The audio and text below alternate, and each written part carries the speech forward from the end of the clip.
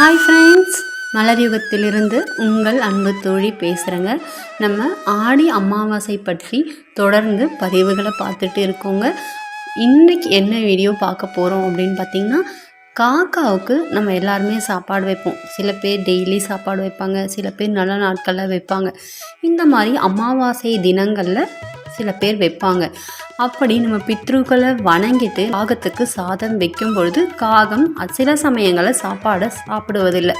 அதுக்கு என்ன காரணம்னு நமக்கே தெரியாது. ஆனால் அந்த மாதிரி சாப்பிடாமல் இருக்கும் பொழுது நமக்கு ரொம்ப வருத்தமாக இருக்கும். அந்த நேரத்தில் நம்ம மனசும் ரொம்ப குழப்பமாக இருக்குங்க. அதற்கான காரணத்தை தாங்க இந்த வீடியோவில் பார்க்க போகிறோம். நம்ம சேனலை நீங்கள் முதல் முறையாக பார்க்குறீங்கன்னா சேனலை சப்ஸ்கிரைப் பண்ணிவிட்டு மறக்காமல் பக்கத்தில் இருக்க ஆல் பட்டனை அழுத்துங்க. ஏன்னா அப்போ தாங்க நான் போடுற ஆன்மீக வீடியோஸ் எல்லாமே உங்களை வந்தடையும். வாங்க வீடியோக்குள்ளே போகலாம். காகத்திற்கு சாப்பாடு வைக்கும் பழக்கம் பார்த்திங்கன்னா, நம்முடைய வீட்டில் பாட்டிக்கோ தாத்தாக்கோ இல்லை பெரியவங்களுக்கோ இல்லை நமக்கோ கூட இருக்கலாங்க. சில பேர் பார்த்திங்கன்னா காக்காவுக்கு சாப்பாடு வைக்காமல் சாப்பிடவே மாட்டாங்க. இந்த மாதிரி காக்காய்க்கு சாதம் வைக்கிறதுன்றது ரொம்பவே ஒரு நல்ல பழக்கங்க. சில பேர் காகம் சனி பகவானோட வாகனம்னு சொல்லிட்டு சனிக்கிழமை தோறும் சாதம் வைப்பாங்கங்க. இந்த மாதிரி ஒவ்வொருத்தருக்கு ஒவ்வொரு மாதிரியே பழக்கங்கள் இருக்குங்க.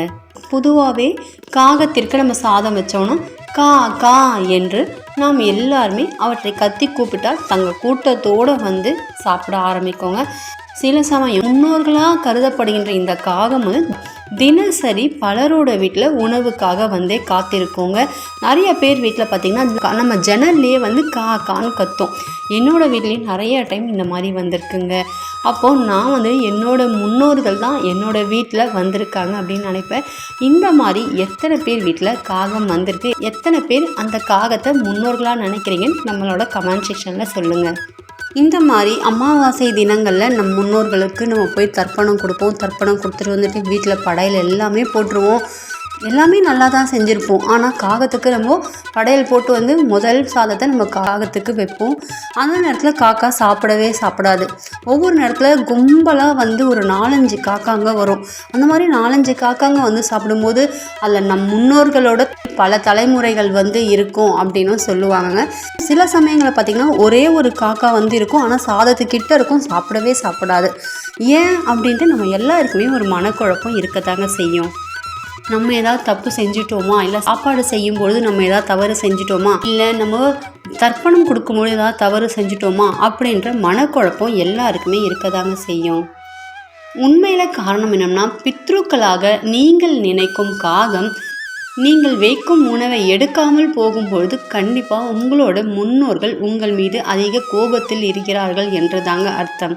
அதாவது நீங்கள் யோசித்த மாதிரியே பித்ருக்களுக்கு நம்ம கரெக்டாக திதி கொடுக்குறோமா, வருடம் கரெக்டாக திதி கொடுக்குறோமா, அவர்களை தினமும் வணங்கிட்டு போகிறோமா, இல்லை அவர்களுக்கு செய்ய வேண்டிய சில விஷயங்களை நம்ம கரெக்டாக செய்கிறோமா. சில பேர் வழக்கமாக செஞ்சிட்டே இருப்பாங்க. டெய்லி நம்மளோட முன்னோர்களை வழங்கிட்டு போவாங்க. டெய்லியில் ஊதுபத்தி காட்டுவாங்க. இல்லை டெய்லி ஏதாவது ஒரு விஷயத்தை அவங்களுக்கு தொடர்ச்சியாக செஞ்சுட்டு திடீர்னு ஏதோ ஒரு விஷயத்தில் மறந்துடுவாங்க. இதெல்லாமே பித்ருக்களோட கோபந்தாங்க. ஏன்னா நம்ம அவங்க இருக்கும் பொழுது அவங்களுக்காக நிறைய விஷயங்களை பார்த்து செய்கிறோம். அவங்க நம்மக்கிட்ட இல்லாத பொழுது அவங்களோட ஞாபகார்த்தமாக நம்ம சில விஷயங்களை செய்யும் பொழுது அவங்களுக்கு அதுதாங்க ஒரு பெரிய ஆத்ம திருப்தி. அங்கே நிறைய பேர் வேறு இடத்துல இருக்கும்பொழுது அந்த இடத்துல திதி கொடுக்க அவர்களுக்கு ஒரு வசதி இல்லை அப்படின்னு இருக்கும்பொழுது திதி கொடுக்காமல் விட்டுடுவாங்க. ஸோ இந்த மாதிரி திதி கொடுக்காமல் இருக்கிறது உங்கள் குடும்பத்துக்கே ஒரு பெரிய சாபம் தாங்க சொல்லுவாங்க. ஏன்னா அந்த மாதிரி திதி கொடுக்காமல் இருக்கிறது பித்ருக்களுக்கு எள்ளும் தண்ணீரும் நம்ம இறைக்காமல் இருந்தோம் அப்படின்னு பார்த்திங்கன்னா தலைமுறையாகவே நம்ம குடும்பத்தை பாவங்கள் தாங்க சூழ்ந்து கொண்டு இருக்கும். ஸோ இந்த தப்பை மட்டும் தயவு செஞ்சு செய்யாதீங்க. எப்படியாவது முடிந்த அளவு பித்ருக்களுக்கு கொடுக்க வேண்டிய கடன்களை கரெக்டாக நீங்கள் செலுத்திடுங்க. அந்த ஆத்மாக்களை நம்ம பசியோடு அலைய விடக்கூடாதுங்க. நம்ம திதி கொடுக்கறது சில பேர் இறந்த நாள்லேயே கொடுப்பாங்க. சில பேர் திதி பார்த்து வருடம் வருஷத்தில் கொடுப்பாங்கங்க. இறந்த நாள் நிறைய பேருக்கு மறந்து போயிருக்கும். அப்படி மறந்து போனால் கூட பரவாயில்லைங்க. புரட்டாசி, தை, ஆடி அமாவாசை இந்த 3 அமாவாசை நாட்களில் நம்ம பித்ருக்களை நினச்சி வழிபட்டு அவங்களுக்கு கொடுக்க வேண்டிய திதியை கொடுக்கலாங்க. அப்படி நீங்கள் திதி கொடுக்காம தவறினால் கூட காகம் உங்கள் சாதத்தை எடுக்காதுங்க. நம்மில் நிறைய பேருக்கு அவரவருடைய குலதெய்வம் எதுவென்றே தெரியாமல் இருக்குங்க. அதுவுமே மிகப்பெரிய தவறு தாங்க. தயவு செய்து உங்களுடைய முன்னோர்களிடத்தில் கேட்டு உங்களுடைய குலதெய்வம் என்னவென்று முதலில் தெரிந்து கொள்ளுங்கள். ஏன்னா நம்ம வீட்டுக்கு காவல் காக்கும் தெய்வம், நமக்கு எல்லாத்தையுமே நம்ம பாதுகாக்கிற தெய்வம் நம்மளோட குலதெய்வம் தாங்க. அந்த குலதெய்வத்தை தினமுமே நினைத்து நீங்கள் விளக்கிடலாங்க. எந்த ஒரு வேலை செய்வதானாலும் உங்கள் குலதெய்வத்தை மனசில் நினச்சிக்கணுங்க. ஸோ குலதெய்வம் யாருன்னு தெரியலனா உடனே உங்கள் குலதெய்வத்தை யாருன்ட்டு உங்கள் அம்மா அப்பா கிட்டேயோ உங்கள் மாமியார் வீட்லேயோ நீங்கள் கேட்டு தெரிஞ்சுக்கோங்க. இந்த மாதிரி குலதெய்வம் யாருன்னு தெரியாதமே மிகப்பெரிய பாவம் தாங்க. இந்த மாதிரி குலதெய்வம் யாருன்னு தெரியாதவங்க முதல்ல குலதெய்வத்தை கேட்டு தெரிஞ்சுக்கிட்டு குலதெய்வம் கோயிலுக்கு போயிட்டு வாங்க. போய் 11 நாட்களுக்கு நல்லெண்ணெயில் தீபம் ஏற்றுங்க. ஸோ இந்த தப்பெல்லாம் நீங்கள் சரி செஞ்சீங்க அப்படின்னா கண்டிப்பாக எல்லாமே மாறுங்க. ஏன் காகத்தை நம்ம பித்ருக்கள் அப்படின்னு சொல்கிறோம் பார்த்திங்கன்னா, காகம் யமனின் தூதுவன்னு சொல்லுவாங்கங்க. அதாவது யமலோகத்தின் வாசலில் காக்கைகள் இருக்கும்னு சொல்லுவாங்கங்க. அதனால தான் நம்ம காகத்தை பித்ருக்களாகவே நம்ம எல்லாருமே சொல்கிறோங்க. இந்த மாதிரி காகத்துக்கு உணவு வைப்பதால் நம்மளோட யமலோகத்தில் வாழும் நமது முன்னோர்கள் அமைதி அடைந்து நமக்கு ஆசி வழங்குவார்கள் என்றும் சாஸ்திரம் கூறுகிறதுங்க. உங்களோட முன்னோர்களின் படத்துக்கு முன்னாடி போய் நின்று நீங்கள் ஏதாவது தப்பு செஞ்சுருந்தாலும் மனதார வேண்டி இனிமேல் அந்த தப்பெல்லாம் செய்ய மாட்டேன்னு சொல்லிட்டு உங்கள் தவறுகளை திருத்தி கொண்டு மனதார நீங்கள் வேண்டிக்கோங்க. அதே மாதிரி உங்கள் குலதெய்வத்தையும் வேண்டிக்கோங்க. யமனும் சனியும் பார்த்திங்கன்னா நண்பர்களாங்க.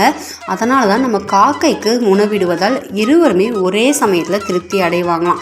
அமாவாசை தினத்தன்று நம்ம காக்கைகளை வழிபடுவதால் சனி பகவானும் இதனால் திருப்தி அடைவாராங்க. சில பேருக்கு சனி தோஷம் நடக்கும். இந்த மாதிரி நீங்கள் காகத்துக்கு சாதம் வைக்கிறதுனால சனி தோஷத்தால் உங்களுக்கு ஏற்படும் பிரச்சனைகள் குறையுங்க. அது மட்டும் இல்லாமல் பசு மாட்டிற்கு நீங்கள் அகத்திக்கீரை வாங்கி கொடுக்கலாங்க. வாழை இலையில் பச்சரிசியும் வெல்லமும் சேர்த்து கொடுக்கலாங்க. உங்களால் முடிந்த தானங்களை இல்லாதவங்களுக்கு கொடுங்க. முக்கியமாக வயசானவங்களுக்கு சாப்பாடு வாங்கி கொடுங்க. இது எல்லா விஷயத்தையும் பண்ணிவிட்டு நீங்கள் காகத்துக்கு நீங்கள் சாதம் வைக்கும்போது கண்டிப்பாக பித்ருக்கள் உங்கள் சாப்பாட்டை ஏற்றுக்குவாங்கங்க. நீங்களும் சந்தோஷப்படுவீங்க. ஓகே ஃப்ரெண்ட்ஸ், இன்னைக்கு ரொம்பவே முக்கியமான தகவலை நம்ம சேனலில் பார்த்துருக்கோம். நம்ம சேனலில் இதே மாதிரி ஆன்மீக வீடியோஸ் நிறைய இருக்குது. இப்போ தொடர்ந்து ஆடி அமாவாசைக்கு நம்ம தர்ப்பணம் கொடுக்கறதுலேருந்து எப்படி தர்ப்பணம் கொடுக்கணும், யார் யாரெல்லாம் தர்ப்பணம் கொடுக்கணும், அது மட்டும் இல்லாமல் படையல் போட உகந்த நேரம், பெண்கள் தர்ப்பணம் கொடுக்கலாமா, எந்த 5 பொருட்களை தானமாக கொடுத்தா பித்ருதோஷம் நீங்கும், இப்படி எல்லாத்தையும் நான் வீடியோ போட்டிருக்கேங்க. அது மட்டும் இல்லாமல் முக்கியமான அமாவாசை தினத்துக்கு சேர்க்க வேண்டிய காய்கறிகளையும் வீடியோ போட்டிருக்கேங்க. அது மட்டும் இல்லாமல் நம்ம சேனலில் நிறைய கோவில்கள், வடபழனி கோவில், வல்லக்கோட்டை முருகன் கோவில், திருநீர்மலை கோவில், காலபைரவர் கோவில், இந்த மாதிரி கோவில் வீடியோஸ் நிறைய இருக்குங்க. நீங்கள் நம்ம சேனலில் முதன்முறையாக பார்க்குறீங்க, இல்லை இந்த மாதிரி ஆன்மீக வீடியோஸ் உங்களுக்கு பிடிக்கும் அப்படின்னா தொடர்ந்து நம்ம சேனலுக்கு சப்போர்ட் பண்ணுங்கள். உங்கள் ஃப்ரெண்ட்ஸுக்கு எல்லாருக்கும் ஷேர் பண்ணுங்கள். இந்த வீடியோ ஃபுல்லாக பார்த்தீங்கன்னா உங்களுக்கு நிறைய டீட்டெயில்ஸ் தெரிஞ்சிருக்கோங்க. தேங்க்யூ ஃப்ரெண்ட்ஸ், தேங்க்ஸ் ஃபார் வாட்சிங்.